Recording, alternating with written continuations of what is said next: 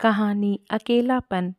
अमरनाथ जी बहुत परेशान थे। 2 महीने बाद बेटी राधिका की शादी थी और अभी तक कुछ भी इंतजाम नहीं हुआ था। राधिका की माँ को गुजरे 2 साल हो गए थे। तब से अमरनाथ जी अपने आप को बहुत लाचार और अकेला महसूस करते थे। उनका एक बेटा भी था, कुणाल, जिसकी शादी अमरनाथ जी ने 4 साल पहले ही की थी। शादी का सारा काम कब निपट गया ये अमरनाथ जी को पता नहीं लगा। उन्होंने केवल पैसे का इंतजाम किया, बाकी सारा काम उनकी पत्नी शारदा जी ने संभाल लिया था। सपना को बहू के रूप में पाकर राधिका की माँ बहुत खुश थी, लेकिन समय बदला और कुणाल और सपना का व्यवहार पूरे घर से बदल गया।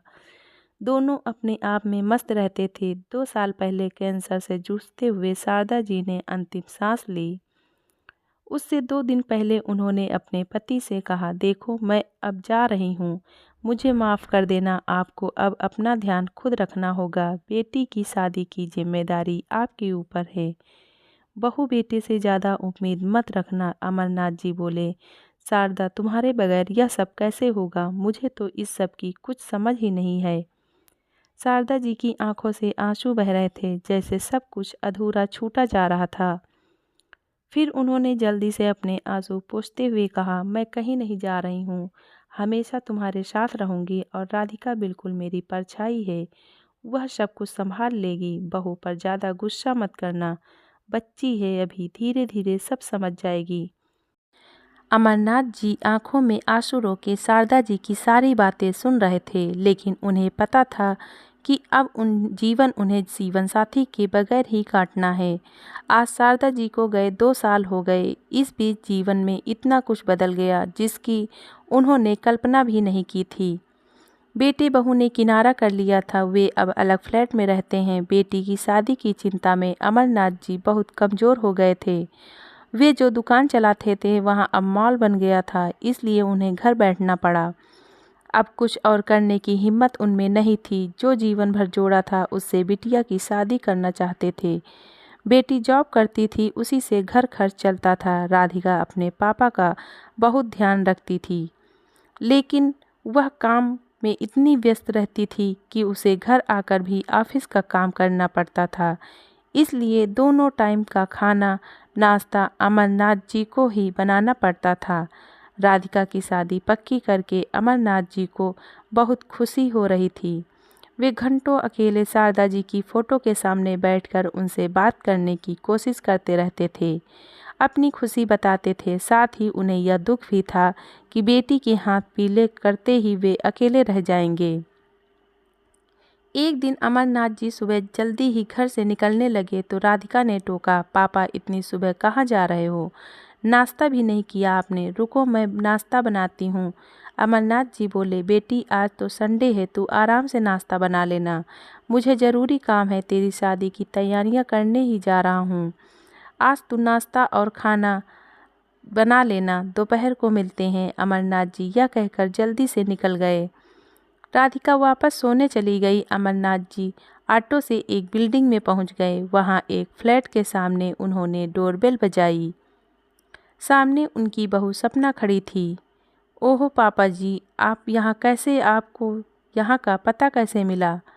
अमरनाथ जी खून का घूंट पीकर भी चुप रहे, क्योंकि उन्होंने शारदा जी को वचन दिया था कि अब वे बहू बेटे से कभी कुछ नहीं कहेंगे। सपना ने अंदर जाते हुए कहा, कुणाल तुम्हारे पापा आए हैं। कुणाल बाहर आया। अरे पापा आप अंदर आइए ना, क्या बात है, सब ठीक है ना?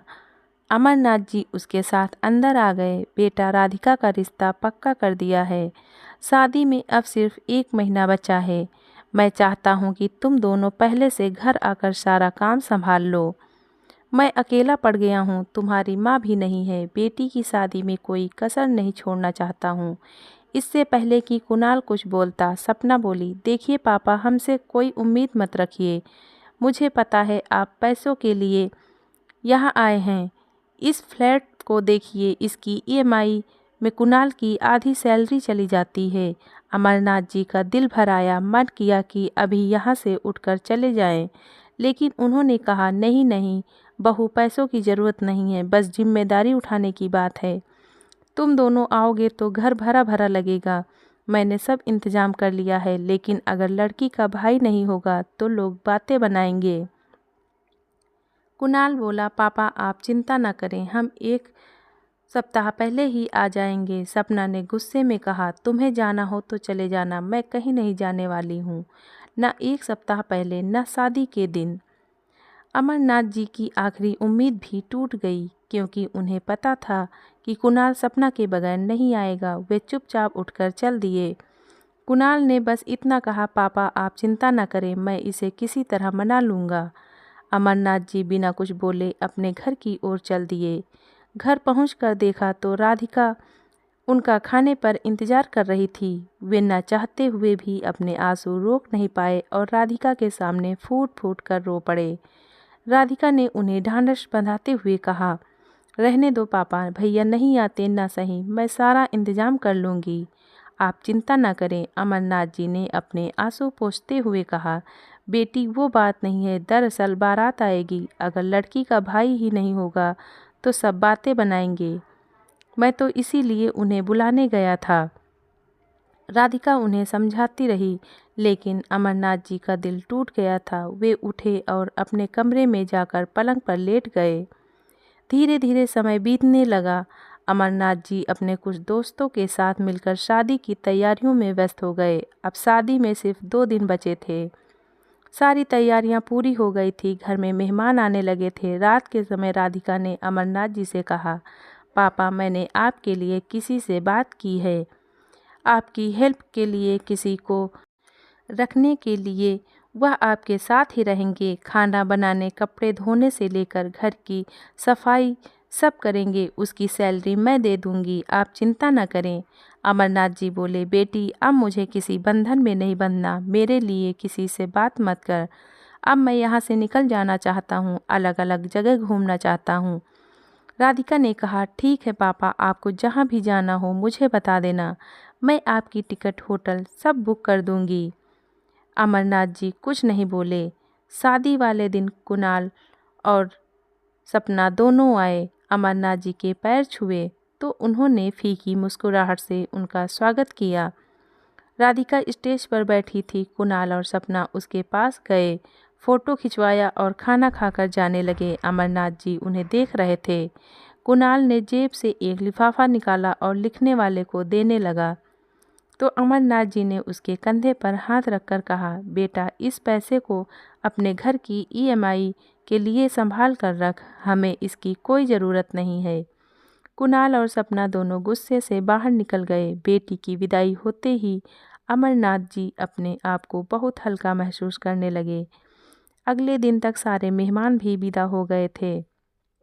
शादी का सारा काम निबट गया था। अमरनाथ जी अब अकेले रह गए थे। एक दिन उनके दामाद राकेश और राधिका दोनों उनसे मिलने आए। राकेश ने कहा, पापा चलिए अब आप हमारे साथ रहेंगे। अमरनाथ जी, अरे नहीं बेटा, बेटी के घर कैसे रह सकता हूँ। तब राकेश ने कहा, पापा हम यहाँ फ्लैट में रहते हैं और आपकी बेटी ने शादी से पहले शर्त रखी थी कि पापा हमारे साथ रहेंगे तभी शादी होगी। राधिका बोली, पापा ज़रूरी नहीं है कि आप अकेले रहें, अगर आप अकेले रहेंगे तो मैं भी सुखी नहीं रह पाऊंगी।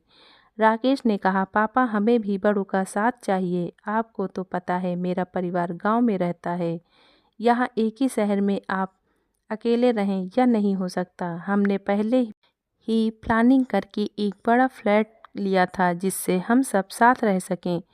राकेश और राधिका जिद करके अमरनाथ जी को अपने साथ ले गए।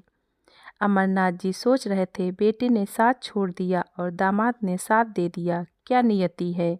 धन्यवाद।